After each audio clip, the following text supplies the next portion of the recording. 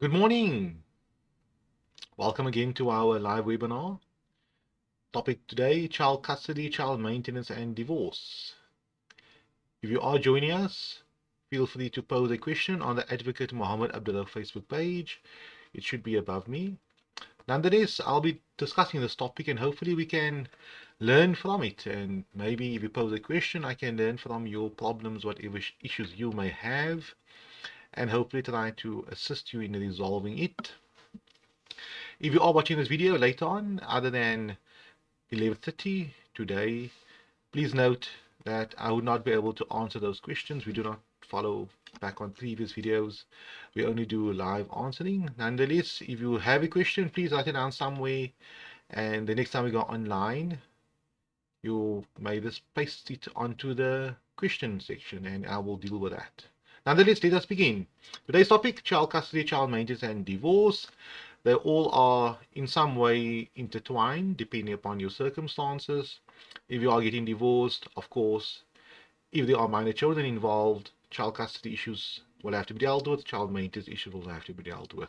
If there are no minor children involved, the only topic to be discussed would be the divorce issue regarding the breakdown of the marriage.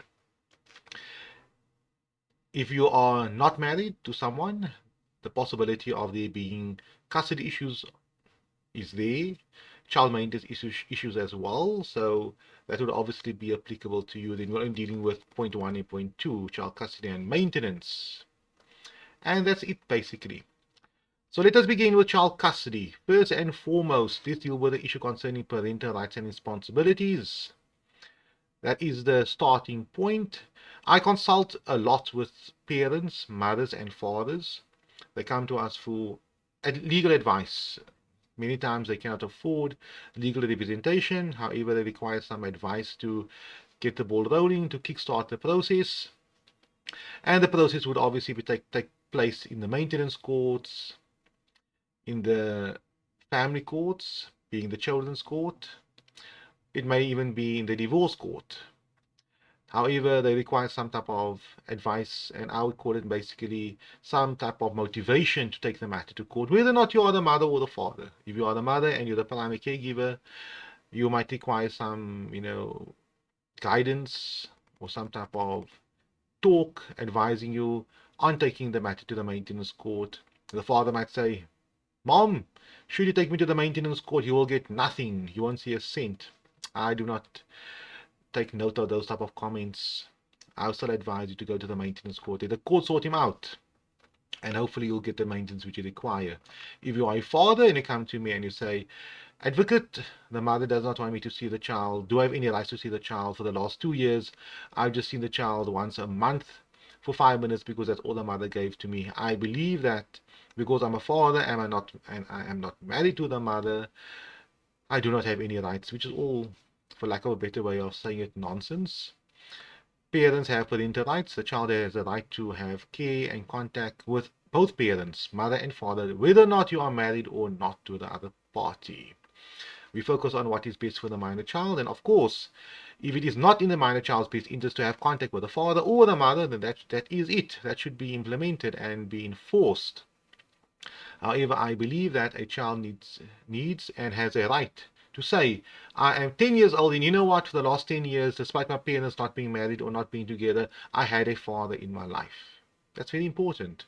The same way where someone will say, I had an education, I went to school, and 12 years later, 13 years later, the person can say, I went to school.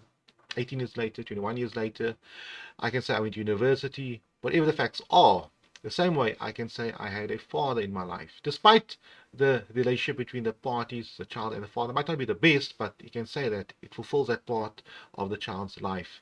And the same with the mother. The child can say I had a mother in my life, despite my parents having issues. So regarding child custody, parental rights, parents have rights.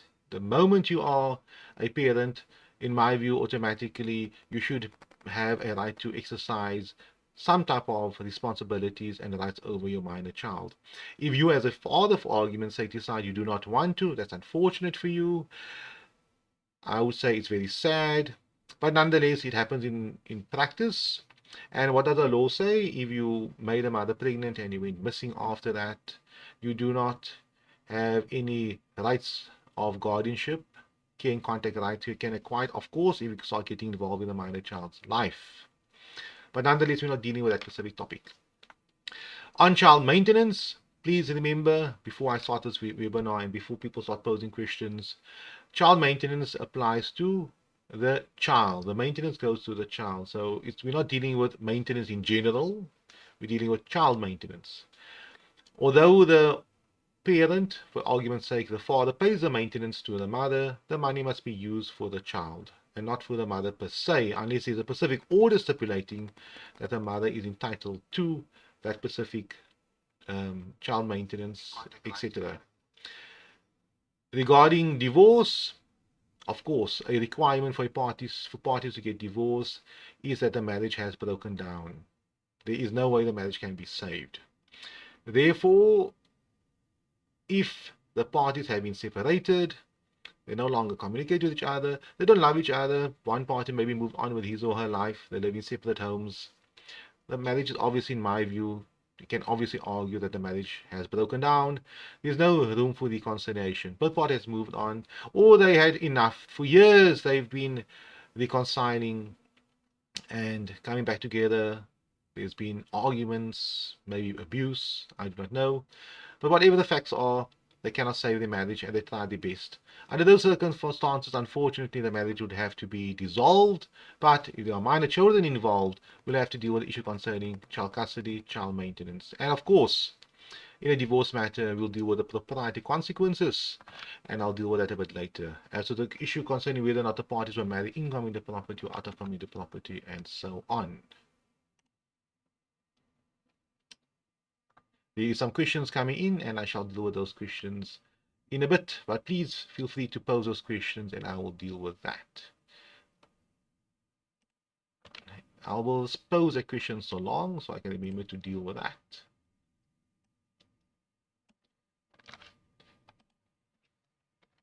Live question 1. And that's it. If you have a question, feel free to pose it and I will deal with it a bit later on. So that's the first question. I will definitely deal with that. Okay, the starting block from child custody. As mentioned early on, if people have a child, issue of child custody obviously comes to the table. The point in which a lawyer gets involved in a child custody matter is not when the parties are together, married, living in the same home together. That's not where the point when lawyers get on board, the courts get on board, etc. The point when they get on board is when there are issues involved, and 99% of the time, or 99.9% of the time, when the parties are separated, they're living in separate homes, or they always lived in separate homes. Mother fell pregnant, had a child, parties are still separated, and there are obviously issues involved. So that's a starting point. There has to be some type of problems involved. So what does the law say? Of course, there are many situations and many scenarios that is applicable, but the law does not want you to come to court immediately. If there is a dispute, if the mother is not allowing the father contact, or to see the child, or the father can see the child but only on the mother's terms, or the father can see the minor child for a limited period of time, etc. Or the father feels, you know what, I would like to have the minor child live with me primarily, and the mother can have contact with the minor child every second weekend, or half-half, 50-50. Under those circumstances, the law expects the parties first, please try to mediate this matter. Mediate basically means go to a third party. It can be anyone, doesn't have to be a lawyer or social worker or psychologist or psychiatrist or officer of the family advocate. Try to go to a third party first. It could be a parent, one of the party's parents, an uncle, a priest, an imam, a minister, a rabbi, whatever the case may be. Go to somebody and try to resolve this issue concerning care and contact. The father wants to have a child every second weekend as opposed to 1 week in a month. The problem is when the mother and the father sit on the same table, they just argue. The mother just hears words coming from the father's mouth, and the father just hears words coming from the mother's mouth. He is sticking to his guns and she is sticking to her guns, and nobody's listening to each other. They hear noise.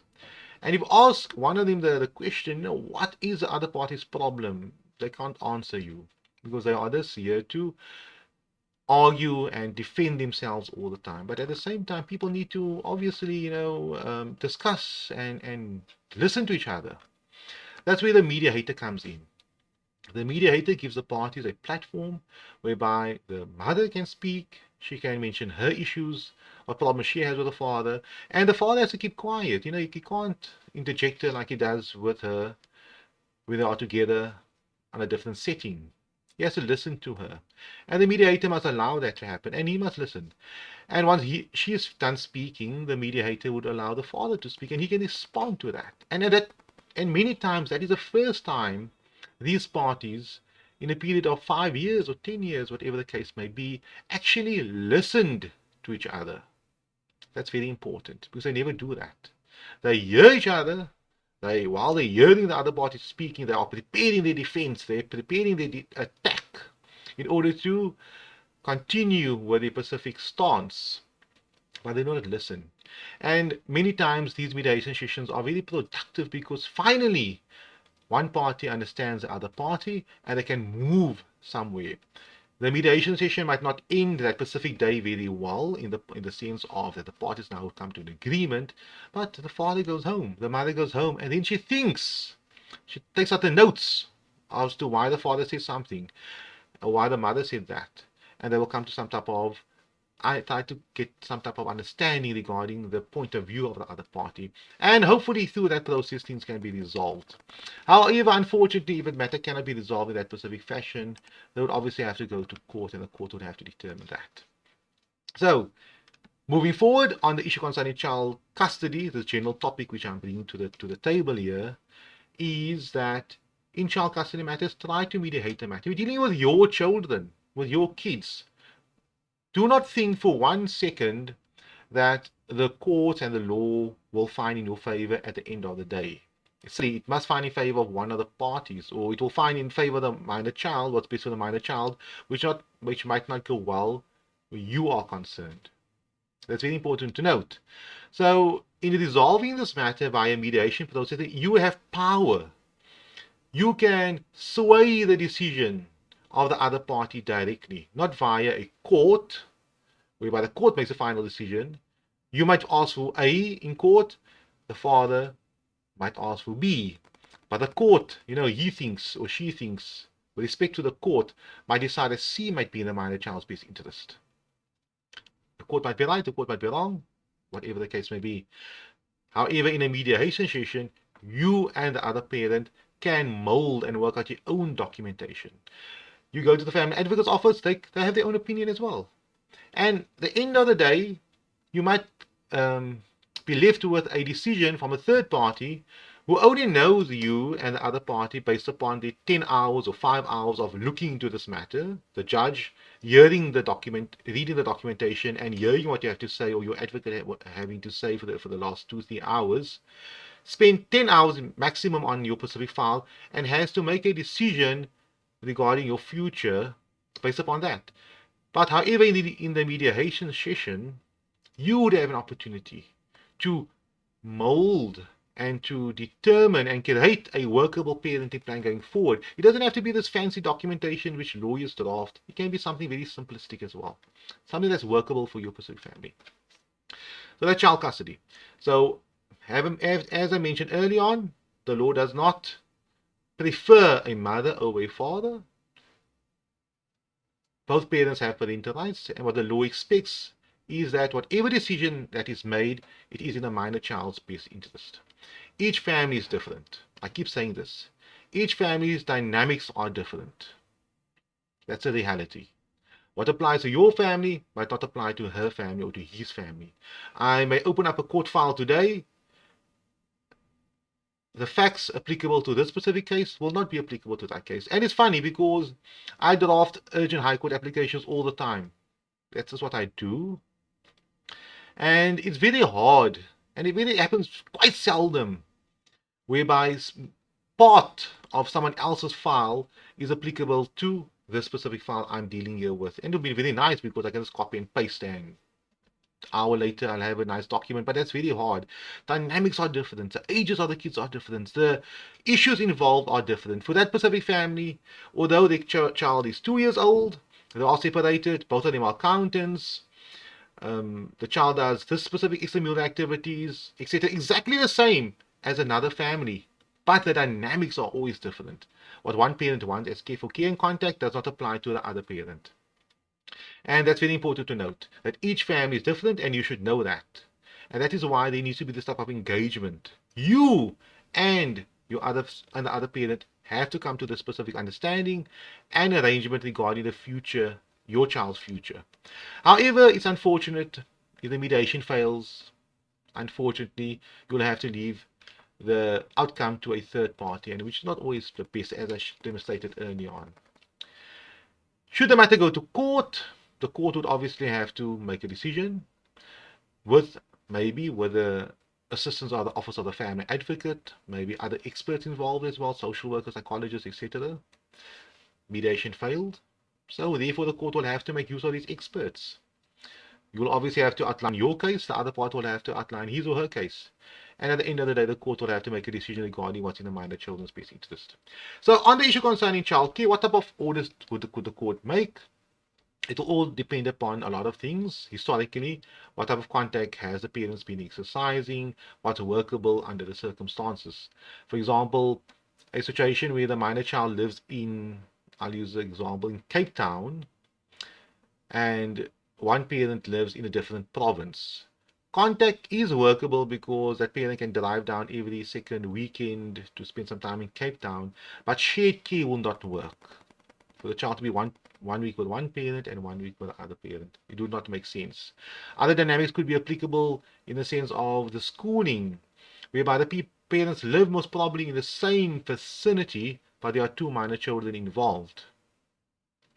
One, it might be in high school, one might be in primary school. So shared care would not be practical under the circumstances. And that's very important to note. When I say shared care, I mean 1 week with one parent, 1 week with the other parent. If one parent works very hard, late nights, let's say the mother works very hard, late nights, she's never generally available to attend to schoolwork, homework, and so on. It would not be in a minor child's best interest for her to have primary care if the father does not work as hard as a mother, or does not have the same job. He might work very hard at work, but he has more time to attend to the extramural activities as child education. So that would make more logical sense. So ultimately, I will not delve too deep into this because we have some questions and I have to deal with that. Nonetheless, the law focuses on what is in the minor child's best interest. So that is child custody.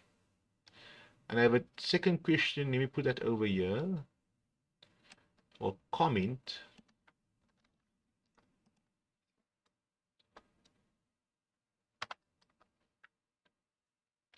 Question 2. Let's make it live over here. Just paste that over there. Okay, and then I have another comment. Let's put that down here. Thank you for the comment, and it's always good for people to see comments. It makes these things more relevant. Costs money. Yes, court costs money. Very expensive. And a further comment number 2, mediation, the best. And one, I think this follows comment number 3. That is it. If you have any questions, please feel free to pose it. I will answer all of them. I want to deal with the questions in a single fashion, as opposed to going up and down. So that was child custody, my general prelude regarding child custody. Child maintenance. In my experience, child maintenance can be the easiest thing to resolve based upon a certain amount of facts, and it can be the most complicated aspect to resolve based upon a set amount of facts. For example, if the father is a salary earner and he's the one paying the child maintenance, the mother is a salary earner as well. She's the one caring for the minor child. The minor child attends a certain school. School fees is quite simple to work out. It's a monthly payment or a yearly payment. Extramural, the child has to eat. when the child is at the mother's place, the child sees the father every second week in half school holidays. Mathematically, it should be easy to work out. Father's income, the child's expenditure, the mother's income, her expenditure, and so on. We can work out something and say this makes more logical sense. The father earns X amount of money. Of course, the maintenance amount cannot be more than what he earns. He needs to live, he needs to eat, he needs to look after himself. He might have certain expenses as well. The mother, exactly the same. We look at the standard of living, we come to a conclusion. We deal with a different scenario, more complicated. The father is self-employed. He earns X amount of money this month. The following month he earns much less or much more. The mother is unemployed. She's trying to find work, etc., whatever the case may be. The child is homeschooled. The father has contact once every 3 months. So it complicates matters a bit more. But how do you work out what is a fair and a reasonable amount of money for the father to pay? And also concerning the mother is not working, complicates matters. The child must be looked after. At the end of the day, the court will have to make a decision that is in the minor child's best interest and that's workable under the circumstances. But these circumstances make matters more complicated. Because now the father must pay everything. And he might only be able to afford X amount of money, but the child requires more. Then you have to look at the possibility of going to grandparents, etc. And the question is, why is the mother not working? Is it justifiable under the circumstances, etc.? I'm just dealing with a complicated scenario, a complicated example. Then we're dealing with other issues, for example, regarding pension funds, policies. The father might not be working, but he owns property. So how do you determine what amount of money that you should pay based upon the fact not having an income, but he has wealth, etc.? So that's where maintenance comes in.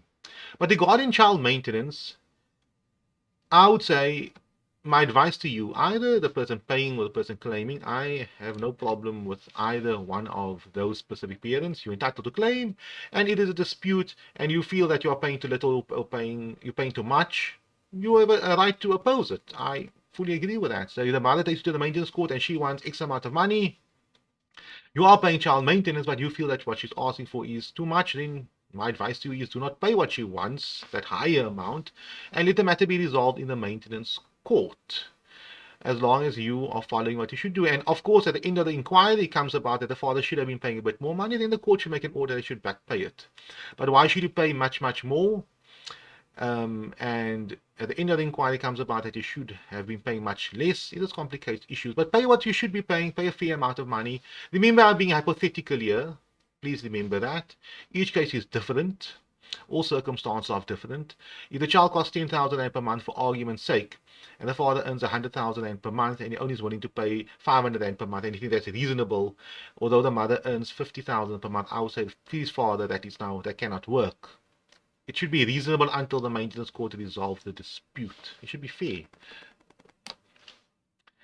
And next topic we shall deal with is child maintenance. I have an additional question over here. Let me first deal with that quickly, so we can deal with all these questions in one go. That will be the part 2 of this webinar. Question 3. Okay, then we have a question 4. And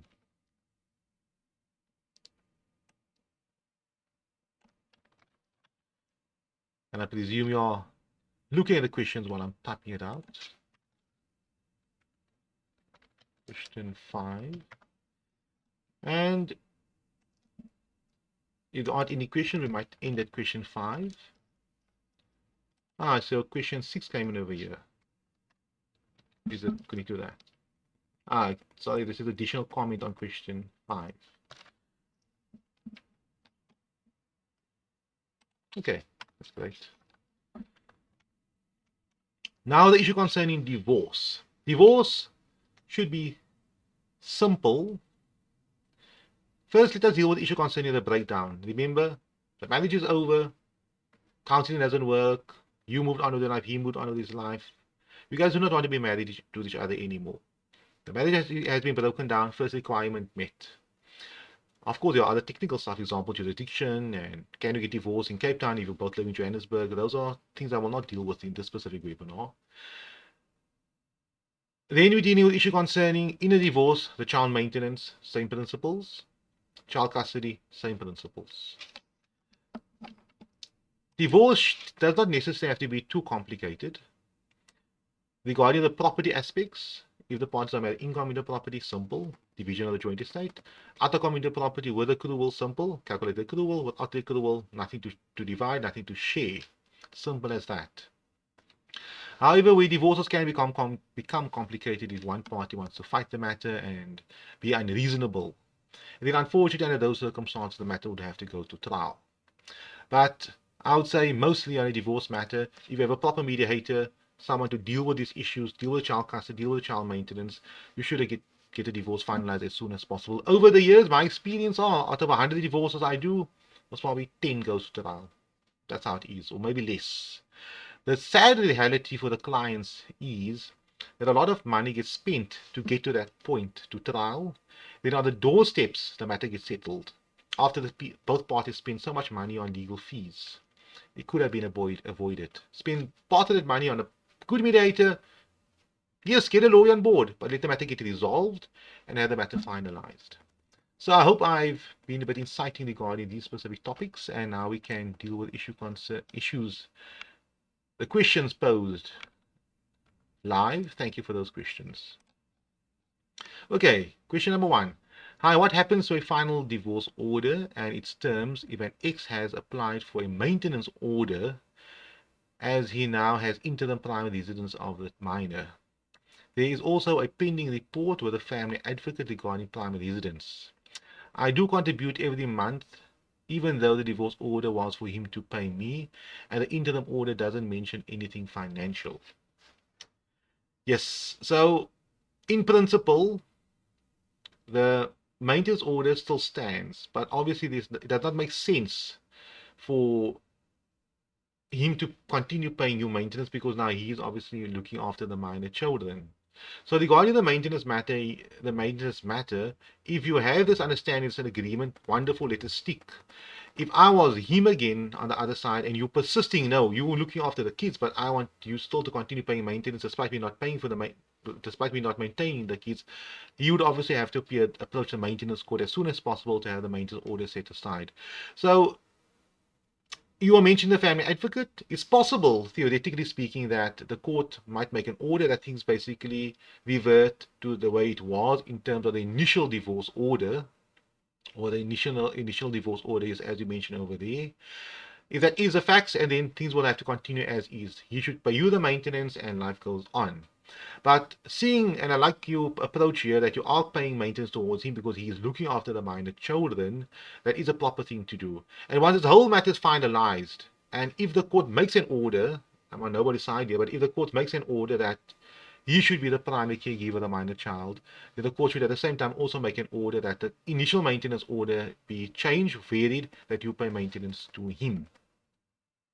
Okay, question. I hope that answered that question. If not, feel free to comment on Facebook Live and just mention that you are responding to question number 1.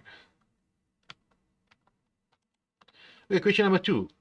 Can a couple still mediate after summons has been issued to appear in court? Yes, you can mediate. In terms of the rules of court, there's been some developments. When you're issuing any legal document, you should stipulate whether or not, Form 27, whether or not you would agree to mediation or not. You may still mediate the matter after the summons. You may mediate the matter until the morning of the divorce. So summons has been issued, plea, counterclaim, discovery took places, pre-trial conferences, etc. Preparation for trial, and now we're ready for trial. You can still mediate the matter before the trial date. Still possible under the system. Yeah, both parties must be willing to do that. Question number 3. Ex served me with the maintenance papers, but now wants to mediate. He's demanding a certain amount with complete disregard of my financial situation. I still think these matters are very simple. I mean, if somebody's not willing to be reasonable, then you just walk away and let the maintenance court resolve it. That's the nature of these type of disputes. He believes he's fair, you believe you are being fair. You both might be correct, both might be wrong, he might be right, you might be right. I do not know. He served you the maintenance application, documentation. Now he wants to mediate. Wonderful. If the mediation fails, mediation fails. I had the same meeting this morning. I had a dealing with this child custody matter, and We tried to mediate the matter. We're in court next week. The other party and us could not see eye to eye. We said, unfortunately, this meeting did not go off too well, but let's remain friends and let's also sort it out in front of the judge next week. That's how it is. So he's welcome to make the application. Does not mean he will be successful. He's welcome to propose mediation. He can say his thing, you can say your thing. Hopefully things will be resolved. If it does not get resolved, just continue to court as he has served maintenance papers on you. I hope that answers question number 3. Question number 4. Do I need legal representation only first appearance in the maintenance court? No. South African law specifically stipulates you do not have to have an attorney or advocate assist you represent you in court. It's always advisable. I will not say you do not need per se. You do not have to have a lawyer. It is advisable if you can afford it, but it's not necessary. The maintenance court is there specifically made to assist people who cannot afford legal representation.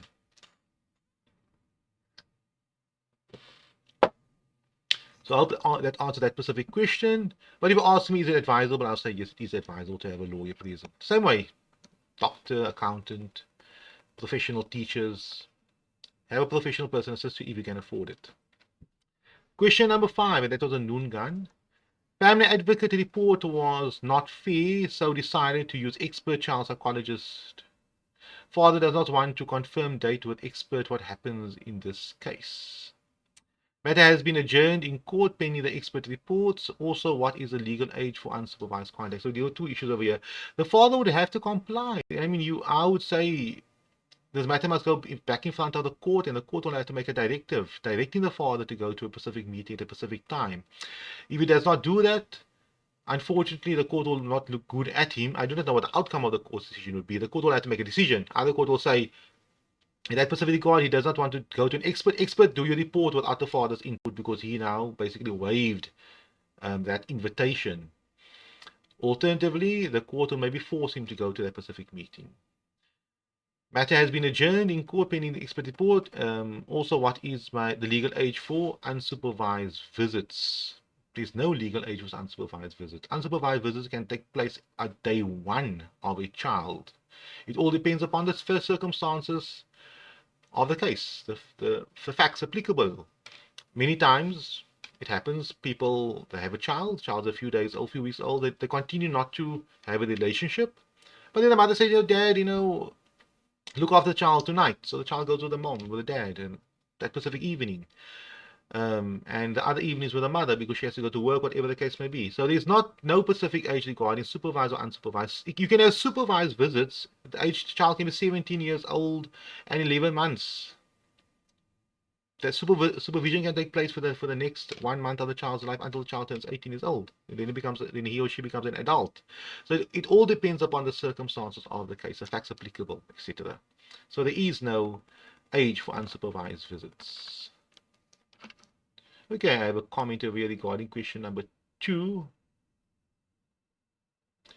And I have another comment saying, please make a recording of this available. Yes, the video, it remains on Facebook, so there's no need for me to record it.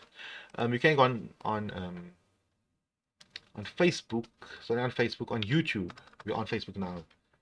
Question number 6, or comment number 6.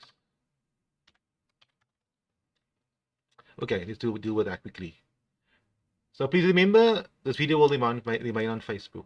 Regarding question 2, if we do mediate between ours and agree, do we both still need to appear the morning of the court appearance, or can the person filling inform the maintenance court, or inform the maintenance court? No, you both have to appear. How does the court know that there was an agreement regarding maintenance or not? So you still have to appear. Both parties have to appear because you're going to appear, so both parties will have to appear at the maintenance court to finalize the maintenance agreement. Maybe there might be other ways, contacting the court, telling the court I'm agreeing, is it fine if I do not appear? But my understanding is, for maintenance matters, both parties will have to appear at the maintenance court to confirm the agreement. And that is it. Thank you very much for your time. I see no further questions. And I always appreciate people partaking and joining in this type of webinars. And hope to see you online again tomorrow with any further questions you may have. Have a lovely day.